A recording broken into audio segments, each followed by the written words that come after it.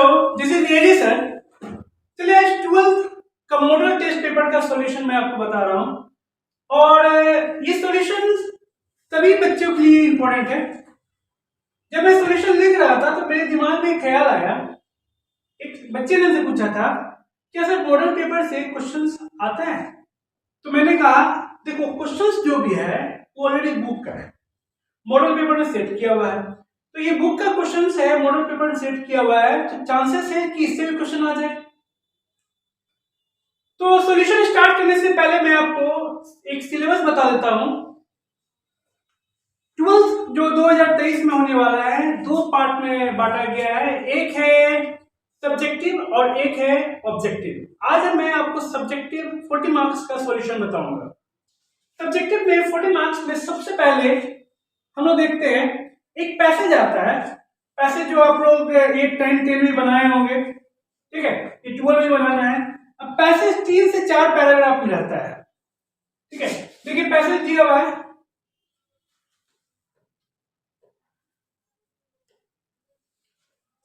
Passage number 1 देखिए, read the passage carefully and answer the question that follow.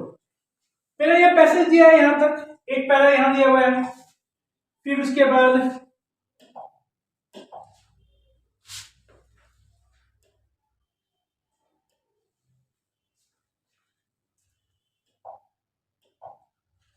फिर नीचे दिया हुआ पैरा। कि पैसेज जो आपका है ऊपर देखिए, इसमें मार्क्स दिए हैं, कितना मार्क्स का आएगा? 10 मार्क्स का पैसेज है, पहला पैसेज जो है 10 मार्क्स का है।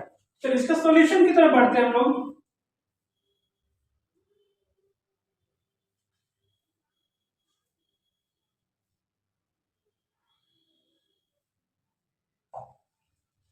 देखिए इसमें क्वेश्चन दिया हुआ है, आंसर एनी 5। आंसर एनी 5 बोल रहा है, जिसका मतलब क्या है कि इसमें आपको क्वेश्चन जितना भी दिया हो आपको 5 देना है। पहला क्वेश्चन देखते हैं।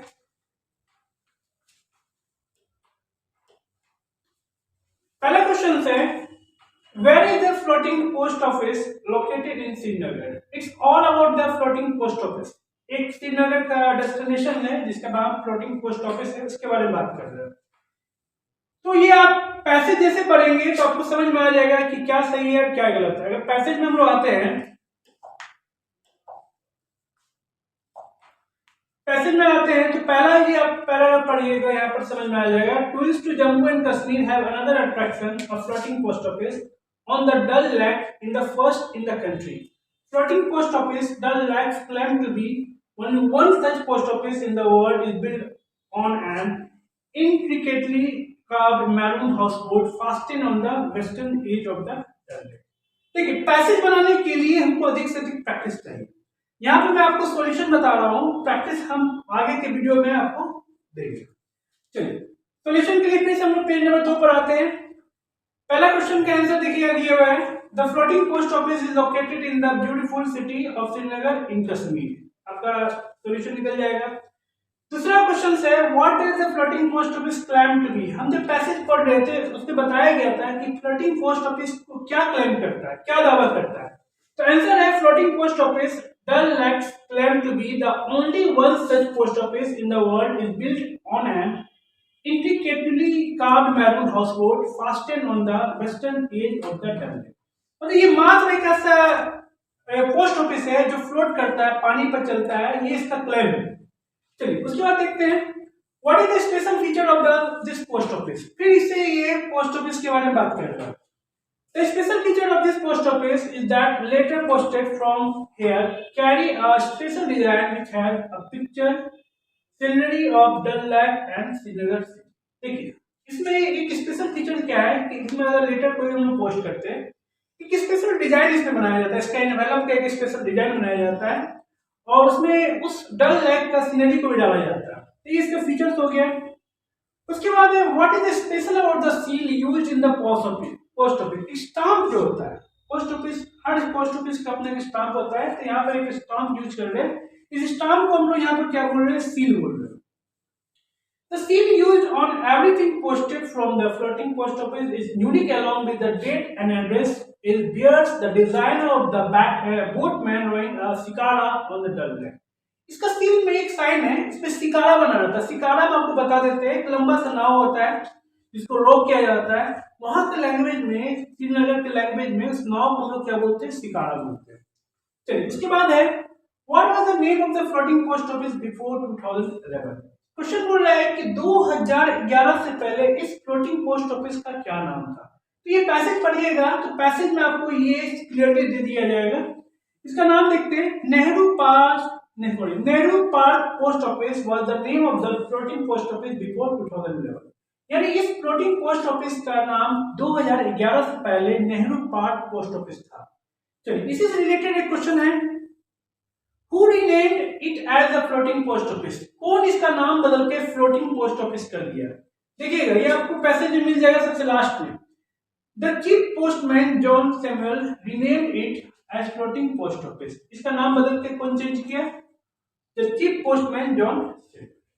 तो ये आपका क्वेश्चंस आप इसको दे सकते हैं, इसका निरंतर प्रैक्टिस करते हैं तो इस प्रॉब्लम का सॉल्यूशन निकल सकता है। चलिए अब हम लोग चलते हैं दूसरा सेक्शन। दूसरा सेक्शन में एक क्वेश्चन इसमें और इसको देख लेते हैं। Find the word phrase in the passage which mean the same as disorder. देखिए A B C D E F G 5 से 6 क्वेश्चन दिया हुआ है, 7 क्वेश्चन भी ले सकता है, पर आपको आंसर 5 ही देना है। जो आपको कंफर्टेबल लगा आप उसका आंसर दे दीजिए। इसमें एक फ्रेज है, इस फ्रेज का मतलब है डिसऑर्डर।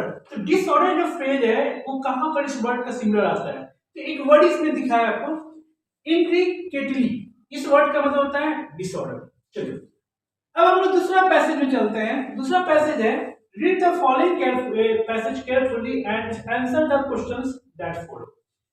इससे पहले जो हम पैसेज पढ़े और ये पैसेज दोनों में अंतर क्या है कि पहला पैसेज तो बस क्वेश्चन के आंसर देना पड़ा, पर इसमें क्या है, नोट मेकिंग करना है। और नोट मेकिंग अभी के जनरेशन में एक कला है।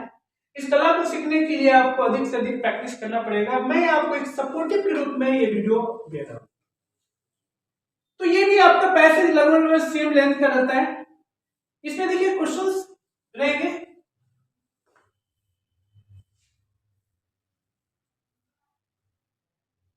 देखिए पैसेज आ गया आपका। पैसेज को पढ़ने के बाद मेरे पास क्वेश्चन रहेगा, ये 5 मार्क्स और प्लस, इस पे 1 मार्क्स और प्लस कर सकते हैं, ये आपका 3 मार्क्स, यानी ये टोटल आपका 8 मार्क्स का क्वेश्चन आएगा।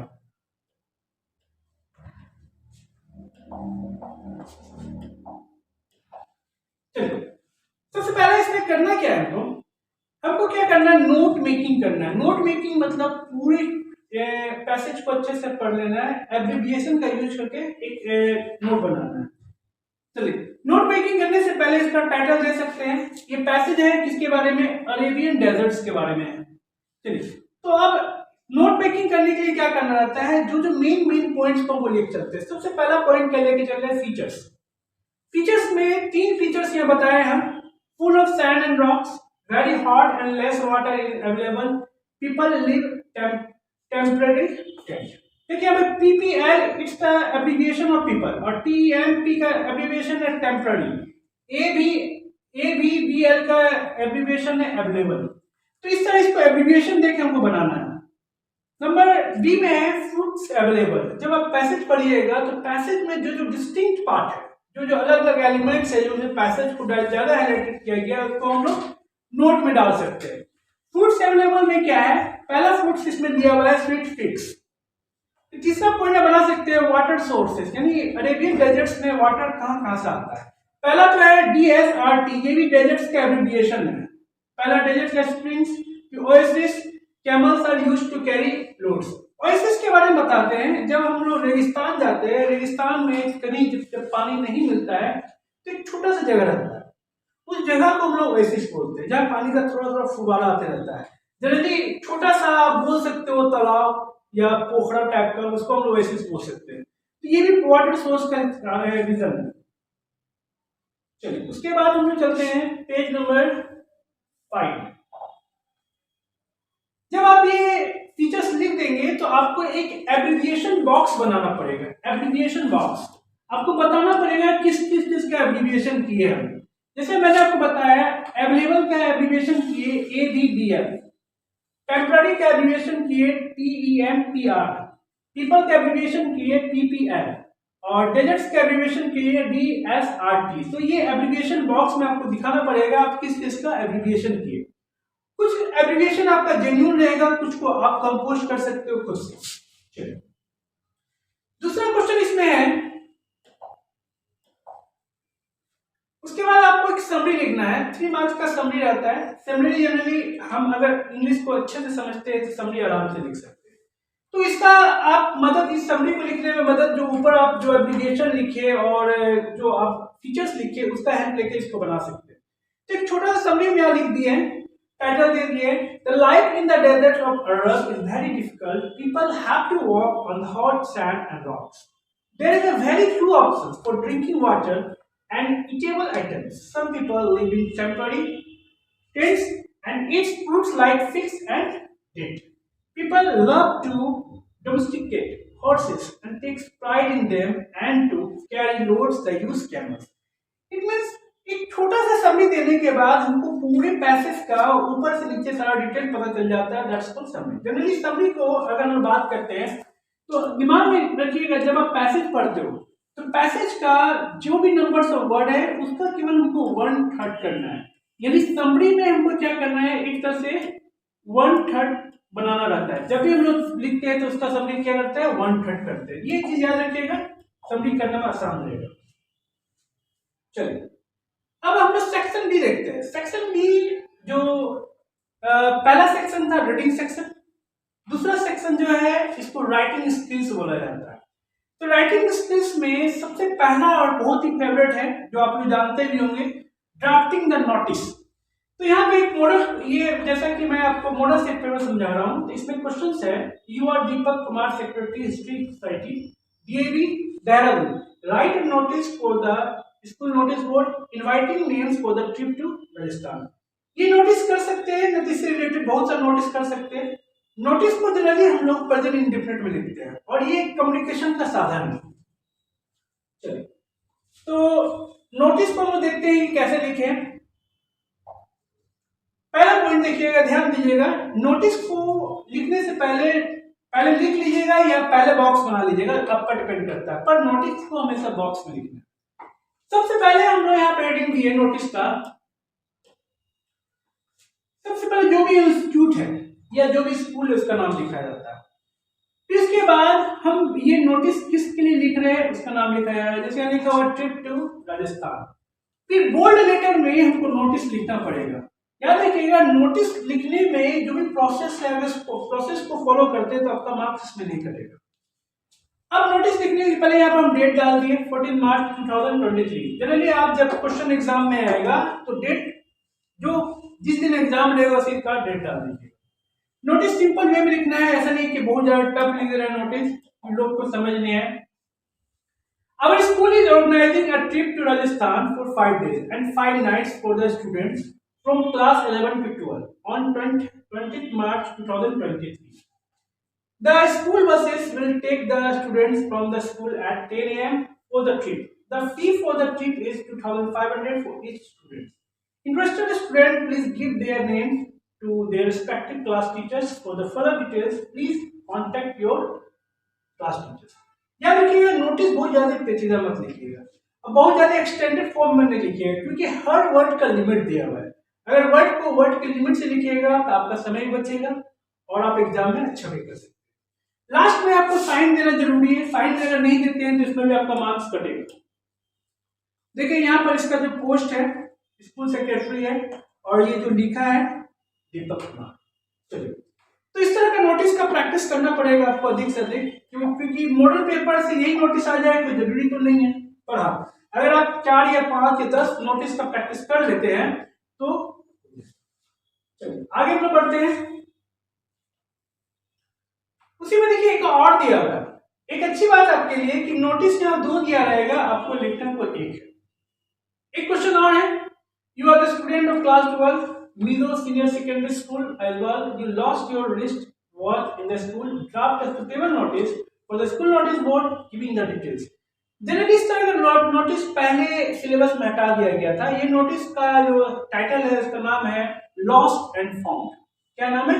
Lost and found. तो यहाँ पर इसका रिस्ट वाइज बोला गया है, तो ये जो टाइटल में आएगा, ये टाइटल का नाम है लॉस्ट। लॉस्ट फॉर्म में हम लोग देखते हैं कि कैसे इसको लिखे। इसको भी हम डब्बा में डाले हैं, ऊपर हेडिंग बना दिए इसका, Mizo senior secondary school Aizawl का नोटिस है, डाल दिए। और यहाँ पर लिख दिए lost lost lost. It means ये डायरेक्ट आपको अट्रैक्ट कर रहा है कि जो नोटिस लिखा हुआ है लॉस्ट के लिए, कुछ भुला गया है उसके लिए लिख रहे हैं।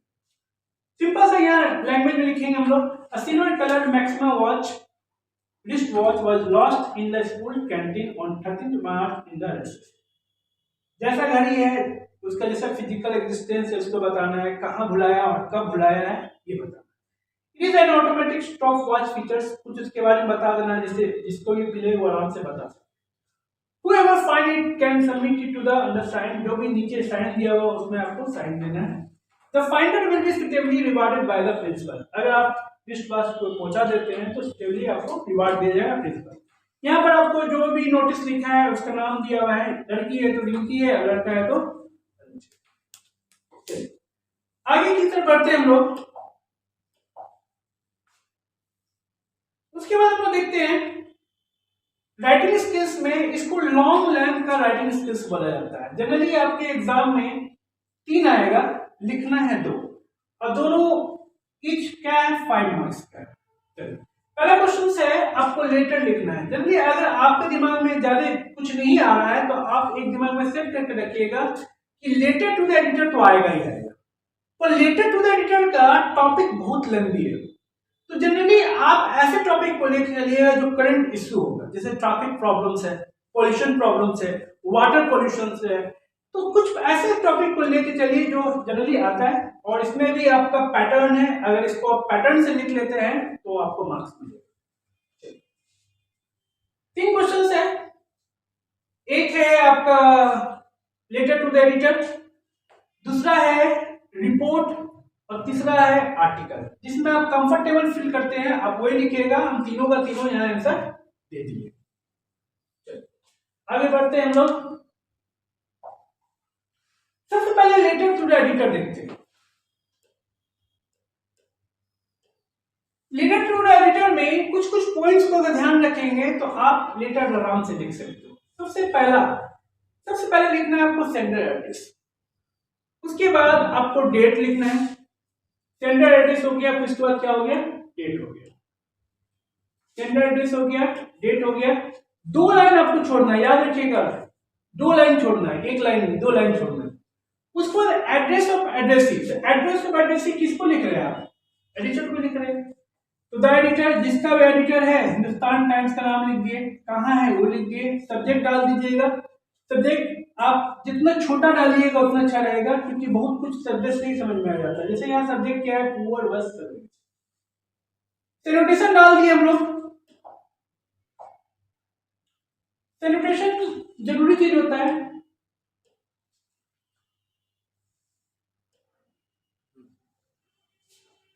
सैल्यूटेशन में क्या है, रिस्पेक्टेड सर, रिस्पेक्टेड मैन, आप कुछ भी लिख सकते हो। सबसे पहले क्या करते हैं हम लोग, इंट्रोडक्शन देते हैं। मतलब अगर हम नोटिस ये लेटर लिख रहे हैं तो इसमें क्या पहला होना चाहिए, I am regular follower of the stream daily, hence writing this letter to you in order to highlight the issue I have recently faced with the poor bus service in the town। अगर आपको लिखने नहीं आता है तो ये ना point को आप याद करो, इस पॉइंट को ही आप सभी जगह लिख सकते हो। और ऐसे लिखने का बहुत सा तरीका है, जिसको इंग्लिश आता है वो कुछ भी कर सकता है। पर ये वीडियो उन लोग के लिए भी है जिनको कुछ नहीं आता। अगर जिनको कुछ नहीं आता है तो इस वीडियो को आप अच्छे से अगर देख लेते हैं तो इतना तो कंफर्म है कि 50 से 60% मार्क्स आपका आ जाएगा। और मॉडल टेस्ट पेपर है, और इसी similar model test paper 1-2 video और में मैं बना कर दूंगा। तो ये आपका लेटर है, इसको आप स्क्रीनशॉट लेके पढ़ सकते हो, देख सकते हो और समझ सकते हो। लेटर में 8 पॉइंट जनरली होता है। पहला तो आपका सेंडर एड्रेस, उसके बाद डेट होता है, फिर उसके बाद एड्रेस ऑफ एड्रेसी होता है, सब्जेक्ट होता है, सैल्यूटेशन होता है, बॉडी कंटेंट होता है, फिर कॉम्प्लीमेंट्री कर दूंगा। आगे की बढ़ते हम लोग। लेटर के बाद मेरा रिपोर्ट है। जनरली रिपोर्ट को पास्ट में लिखा जाता है, जो चीज हो चुका है। मान लीजिए आपके स्कूल में कुछ हुआ, कोई इंसिडेंस हुआ, या योगा अवेयरनेस का प्रॉब्लम हुआ, या ब्लड डोनेशन का प्रॉब्लम हुआ। रिपोर्ट और आर्टिकल, रिपोर्ट को जनरली पास्ट में लिखते हैं और आर्टिकल को हम लोग प्रेजेंट। तो यहाँ पे जो क्वेश्चन है योगा अवेयरनेस पर क्वेश्चन, तो योगा अवेयरनेस पर क्वेश्चन है। आप सबसे पहले यहाँ पर बनाइए, इसका डेट डालिए, फिर उसके बाद आप इसमें टाइटल डाल सकते हैं, फिर जो ये रिपोर्ट किए वो लिखे हैं स्कूल की तरफ से उसका नाम डाल सकते हैं, जैसे यहाँ नाम मैंने डाला है दीपक स्पोर्ट्स। रिपोर्ट मैंने लिखा है, देखिए रिपोर्ट सारा पास्ट में है। Last week a yoga awareness programme was organised, it's past in our school, all the teachers, student and principal were present in the school 8 AM। Generally इसको आपको पढ़ के आपको बताना नहीं है, बस हम आपको एक तरीका बताएं कि इस तरह से रिपोर्ट लिखा जा सकता है। और देखिए इसमें कहीं भी प्रेजेंट नहीं है, पूरा पास्ट में। यानी अगर आपका रिपोर्ट अगर आपको बहुत अच्छा से लिखना है तो आपको करना क्या है, सिंपल पास्ट। क्या करना है, सिंपल पास्ट। सिंपल पास्ट अगर आप रिकवर कर लेते हो तो आपका रिपोर्ट हो जाएगा। आगे बढ़ते हैं, एक इसमें आर्टिकल भी है। आर्टिकल का नाम है excessive use of computers bye children. अभी के जनरेशन में क्या है, कंप्यूटर एक एडिक्शन हो गया है। छोटा बच्चा खाना नहीं खा रहा है ना, तो पेरेंट्स को कंप्यूटर दे देता है, और कंप्यूटर का छोटा रूप अभी मोबाइल बोल सकते हो। तो उसी बेस पर आपका आर्टिकल लिखा हुआ है। तो आर्टिकल्स में बस हमको लिखना है कि क्या क्या उसकी प्रॉब्लम है और उसका सॉल्यूशन कैसे निकालना है। जनरली आर्टिकल को 2 पैराग्राफ में लिख सकते हैं, जैसे कि मैंने यहाँ स्टार्ट किया, एक टाइटल दिया है excessive use of computers bye children. जो आर्टिकल लिखे उनका नाम लिख दिए हैं, बाय मोहन या Maneka. As we know, computers are necessary, but sometimes, especially for children, they become addiction. उनको पता है कि कंप्यूटर बहुत जरूरी है, पर कभी कभी क्या है, लत पड़ जाता है, एडिक्शन हो जाता है। और लत और आदत में यही अंतर है कि आदत अगर था तो आपके लिए अच्छा है, पर अगर लत हुआ तो आपके लिए अच्छा नहीं। तो ये मैंने आर्टिकल लिखा। आर्टिकल के बाद हमारा नेक्स्ट पेज में देखते हैं हम लोग क्या है।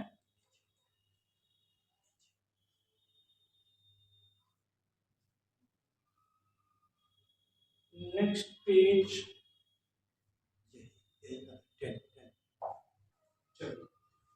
आर्टिकल्स को हम लोग यहाँ पर खत्म किए। आर्टिकल्स बनाया खत्म हो गया, इसको लिखने का प्रैक्टिस कीजिए। और बहुत सारे स्कूल में ये कहा गया है कि मॉडल पेपर का अगर आप सॉल्यूशन लिख के लाते तो 10 मार्क्स मिलेगा, और ऐसा कुछ मेरे स्टूडेंट ने कहा है। तो उन्हीं के डिमांड पे ये मॉडल पेपर का सॉल्यूशन मिला, हम आपको दिए वीडियो बना के, आप इसका आंसर लिख के स्कूल से 10 मार्क्स दे सकते हैं। सेक्शन सी में चलते हैं हम लोग। सेक्शन सी में कुछ ज्यादा नहीं है, इसमें हमको बस सेक्शन सी में आपका जो विस्टास ऑफ फ्लेमिंगो जो बुक है उससे कुछ क्वेश्चंस है। घबराने वाली बात यह है कि क्वेश्चंस मात्र 5 है, लिखना 3। तो क्वेश्चन मात्र 5 है, लिखना 3, और चैप्टर्स बहुत सारा है, अप्रोक्स 20 से प्लस चैप्टर होगा, विस्टास का, फ्लेमिंगो का, या पोएम का ले लीजिए आप। तो उससे आपको 5 क्वेश्चन दिया रहेगा और 5 क्वेश्चन में 3 लिखना है। तो हो सकता है कि जो क्वेश्चन मैं आपको मॉडल पेपर में दिया हुआ, जो सॉल्यूशन मैं बता रहा हूँ या जो मैं पढ़ाया हूँ, तो शॉर्ट क्वेश्चन कीजिएगा, लेंथी क्वेश्चन करने की जरूरत नहीं। चलिए सबसे पहला क्वेश्चन देखते हैं। What was on sale on the roadside stand? एक पोएम है A Roadside Stand, जो सड़क के किनारे दुकान रहता है। मैंने बच्चों को पढ़ाया था, बताया था कि रोड साइड स्टैंड में जो दुकान है उसमें क्या क्या बेचने के लिए रखा गया। तो आंसर है the road side stand offer for sale the ordinary things of daily use. जो डेली यूज में ऑर्डिनरी थिंग, जिसमें इन्वेस्टमेंट कुछ नहीं है। They included wild valleys, wooden god, the quarter of gallon, crook neck god. ये सब कुछ सामान है जिसको रखा है वो बेचने के लिए, और ये सामान ऐसा है कि कोई खरीदते नहीं। तो ये प्रॉब्लम है गरीब का। फिर नेक्स्ट है हु वाज राजकुमार शुक्ला। आप एक चैप्टर पढ़े होंगे, चैप्टर का नाम था इंडिगो, ठीक है। इसमें एक तरह से ये short biography of Gandhi ji का है, उन्हीं से ये क्वेश्चन आया है। Who was Rajkumar Shukla, why he is described as being resolute. Resolute मतलब होता है दृढ़ संकल्पी, जो अपने बात पर अटल रहता है। तो इसमें देखिए हम Rajkumar Shukla poor share croppers wished to meet Gandhi to complain about the injustice of the landlord system in Champaran. Rajkumar Shukla एक पुअर शेयर प्रॉपर्स था। शेयर प्रॉपर्स एक तरह का किसानी होता है, बट किसान और शेयर क्रॉपर्स में अंतर है कि किसान अपना भूमि पे खेती करता है, शेयर क्रॉपर्स दूसरे की भूमि पे खेती करता है, और जो भी आता है उसका हिस्सा वो दूसरे को दे देता है। तो कंप्लेन करने के लिए आया वो गांधी जी को, एक कांग्रेस का सेशन चल रहा था, उनको जो बताना था चंपारण में जो लैंडलॉर्ड सिस्टम बहुत ही अनजस्टिस था उसके बारे में बताना। He followed Gandhi everywhere. Gandhi ji ने बोला कि मेरा मीटिंग यहाँ है, वहाँ ये, तो वहां भी वो चला गया, आपने आश्रम बुलाया वहां भी चला गया, मतलब जहां जहां गांधी जी उनको बुलाए वो चले गए। इससे गांधी जी बहुत ही प्रसन्न हुए, बहुत ही इंप्रेस हुए, उनका बोले नहीं ये बंदा फुल ऑफ डिटर्मिनेशन, इसका बात हमको मानना पड़ेगा और इसका बात में भी। तो इस तरह से वो क्या है, इस कारण से जो फीचर्स है राजकुमार शुक्ला जी का, इसी कारण से इसको रेजुलेट बोला गया। This shows that Rajkumar Shukla was. चलिए अब हम लोग 11 चलते हैं। एक क्वेश्चन पहले देख लेते हैं इसमें, what type of story did Jack usually tell his daughter. जब मैं ये चैप्टर पढ़ा रहा था, चैप्टर का नाम था should wizard hit mommy. Should wizard hit mommy chapter का नाम था। इसमें एक दो कैरेक्टर था जो लाइव कैरेक्टर था, बाकी तो स्टोरी था। कैरेक्टर था जैक और एक जो एक्चुअली डॉटर थी। तो ये जो 2 साल से ना उसको कहानी सुनाने का परंपरा था, जब तक कहानी नहीं सुनती थी ना तो जैक कहानी सुनाता था। तो मतलब किस तरह का कहानी सुनाता था वो, तो किस तरह का कहानी सुनाता है इसके बारे में हम लोग देखते हैं पेज नंबर लास्ट 11 में। जो बात Jacques 4 years old daughter every evening for naps मतलब सोने के लिए, Jack told his daughter a self-composed story, मतलब खुद से बनाया गया स्टोरी। self-composed मतलब खुद से बनाया गया। The story always had a character Roger with other animals name and each new story is a slight variation of basic। कुछ नहीं बात है कि इनका जितना भी स्टोरी 2 साल से सुना है सब में एक ही कैरेक्टर था और इस कैरेक्टर का नाम रहता था रोजर। और जो चैप्टर है शुड विजार्ड हिट मम्मी, इसमें कैरेक्टर जो है रोजर, उसका नाम है स्कंक, रोजर स्कंक। तो इस बार वो रोजर स्कंक का कहानी सुनाता था और उसमें एक आउल रहता था और आउल उसको जादूगर के पास भेजता था, जादूगर उसे कुछ डिमांड करता था, उस डिमांड को पूरा करता था, उसका प्रॉब्लम सॉल्व कर देता था। तो सेम स्टोरी वो 2 साल में सुनाया जाता है। चलिए नेक्स्ट देखते हैं, what were the option that Poppy was dreaming, where was it most likely that the two girls Poppy and Jancy would find work after the school। Question बहुत ही साफ है कि सोफी जो थी क्या ऑप्शन था उसका ड्रीम में, मतलब एक लड़की है जो जमीन पर जिनका पैर नहीं रहता, हवा में उड़ती रहती, तो इनका मतलब सपना भी देखने का बहुत सारा ऑप्शन था। कभी ये देखती थी, बहुत तरह का क्या क्या सपना था इनका। और ये बताइए 2 लड़की के बारे में, जेंसी इनकी फ्रेंड, स्कूल खत्म होने के बाद वो ईयर मार्क थी कहां पर, किस काम के लिए पहले से तय थी, तो ये क्वेश्चन है। Sophie was a day dreamer, दिन में भी सपना देखती थी। She wanted to have a boutique, वो बुटीक खोलना चाहती थी। She wanted to be an actress, actress भी बनना चाहती थी, एक फैशन डिजाइनर भी बनना चाहती थी। देखिए यह सपना कितना सारा है, but in fact it was most likely to do that. पर एक फैक्ट क्या था, ये दोनों बच्चियां, ये दोनों सोफी एजेंसी पहले से फिक्स थे, तो ये इनको कहाँ काम करना है, एक बिस्किट फैक्ट्री में काम करना है, तो ये पहले से फिक्स था। चलिए लास्ट क्वेश्चन देखते हैं, who is mister lamb, why does he have a tail lamp. Mister lamb जो चैप्टर है हम आपको पढ़ाए हैं, ठीक है, चैप्टर का नाम है on the face of it. इसमें 2 तरह का कॉम्प्लेक्शन की बात किया गया। एक बच्चा है जिनका चेहरा जल चुका है और एक 50+ एक एजेंट मतलब बोल सकते हैं मैन है जिनका एक पैर, पर एक मैन जो है अपना लाइफ को पूरी तरह जीते हैं, पर बच्चा क्या छुप छुप के रहता है, किसी से बात नहीं करता। उसी चीज को हटाने के लिए चैप्टर बनाया गया है, बहुत ही अच्छा प्यारा सा चैप्टर है। तो लैम्ब कौन थे और उनका 3 लेग क्यों था। तो mister Lamb is an old man, he lives in a big house and has a garden of his. Mister Lamb एक बूढ़े व्यक्ति थे जिनका बड़ा सा घर था और उनमें बड़ा सा गार्डन भी था। उनका 3 लेग इसलिए था क्योंकि उनका एक पैर है ना युद्ध में उड़ गया। तो ये सॉल्यूशन मैं आपको दिया हूं, इस सॉल्यूशन के बल पर, इस सॉल्यूशन पर आप डिपेंड मत होइएगा, ये मॉडल पेपर का सॉल्यूशन है।